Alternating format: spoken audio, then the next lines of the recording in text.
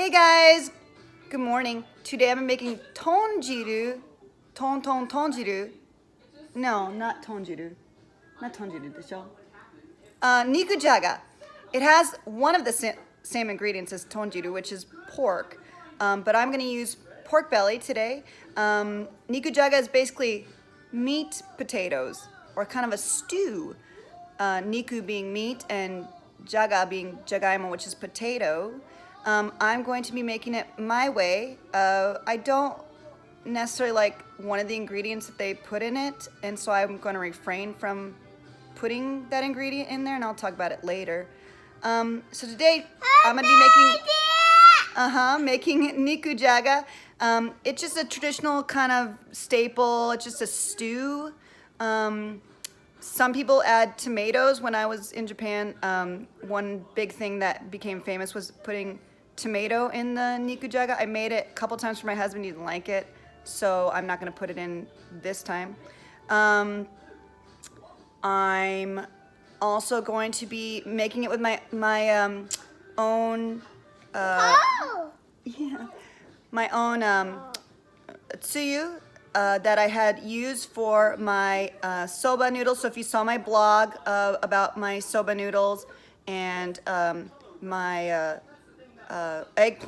fried eggplant, I made my own tsuyu, or kind of a broth that I saved and I'm going to be using for my Nikujaga today.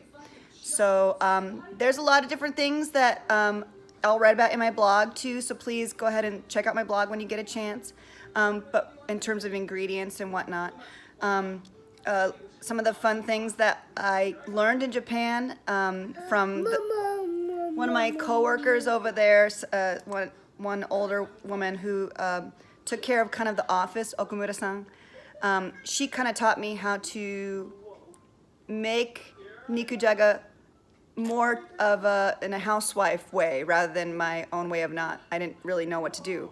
So she gave me some tips, and I'll go ahead and go into that too later. So come join me today as I make the Nikujaga. All right, so I'm back. Here I go with my Nikujaga. I've peeled and cut the potatoes. I didn't slice them. It's weird. I don't know why I do it this way. I probably saw it on some TV show, but I cut them at angles and kind of just make them really like blocks or something.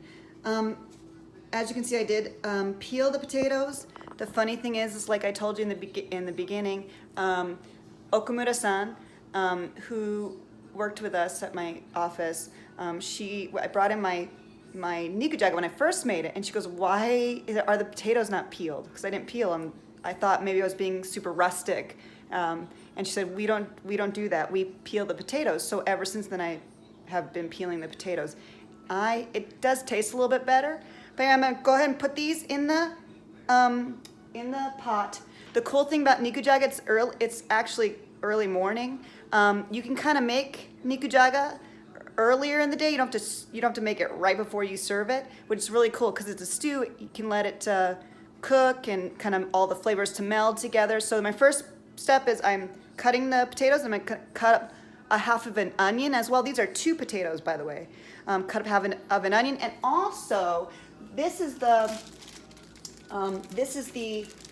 pork belly from our chashu video that we made. My husband cut off little piece, kind of like bacon, and it's been in the freezer, so I have to let it unfreeze or thaw. And so I'm going to go ahead and put those 2 things in. And then, like I said, 3 things in. The 2 potatoes, half of an onion, I'm going to slice it. The meat from the pork belly, kind of bacon pork belly pieces. And then, like I told you before, this is my tsuyu that I had made earlier when I had made...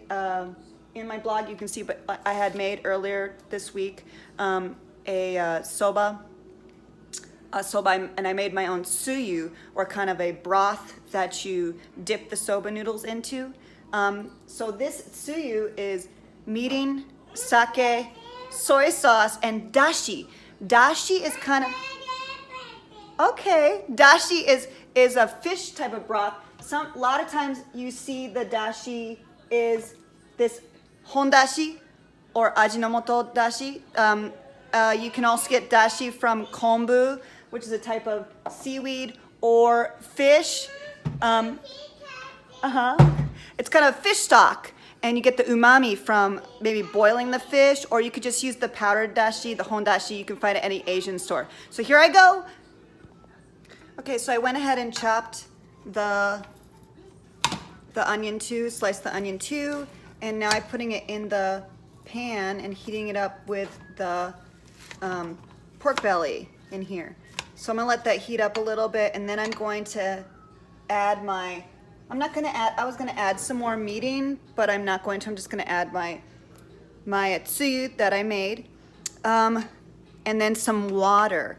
And I'm not good with measurements, but I would say 2-3 cups of the tsuyu and 2 cups of water. And what you don't really want to you don't need to serve the plate with water. The dish, I said, you don't need to serve the dish with water. You don't need to serve the dish with the tsuyu in it. You can just strain out the meat and the potatoes and things and serve it that way. Some people like it that way. My husband likes the juice with it. So again, personal preference on that one. And again, with the pork belly, you don't have to use pork belly. Sometimes I use other types, but it is pork. So you can use beef too. I mean, it's meat. Niku is meat. Not gyu niku would be beef. Buta niku would be pork. Remember I was talking about tonjiru earlier? The big difference between this and tonjiru is tonjiru adds miso with it. So it's kind of a pork kind of miso soup. It's really good. I'll be making that later because I really like my tonjiru. But this is Nikujaga. This one's a little bit easier, maybe a step the first step towards getting more into different types of foods, because this is so easy, just a basic rustic stew. So I'll be, like I said, I'll be adding as I'm going along. The meat is I can't even see here. The reason I'm putting this in with just a little bit of oil on the bottom is to kind of get the potatoes maybe more softer so they don't cook so long. You do kind of the same thing with if you make kare, Japanese curry. Kare, you kind of put carrots and potatoes first, and then cook it with meat and onions, and then add the liquid in there. So you're trying to get it kind of softer. All right, so there you go. Okay, so this is the Nikujaga, just slowly cooking on the pot here. Like I said, I will keep it here on low heat for another hour and a half or so. So I'm gonna let it just cook and melt, and then when I'm ready to serve, I'll just turn on just slightly, so it can heat. So it can heat. Sorry about that. So it can heat up. It's basically done from here. The one thing that I do not like to put in, which is kind of a basic thing, is shirataki noodles, which are yam noodles. They're very thin.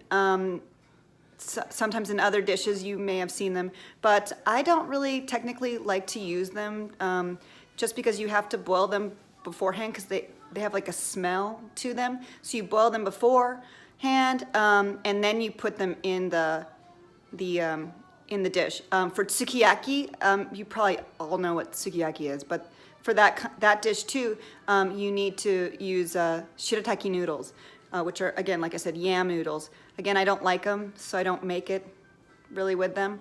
But if you're looking at another recipe and it calls for that, those are what they are. You don't have to put it in. I don't. It doesn't ruin the dish, or it doesn't make it taste any different. They basically have no flavor on their own.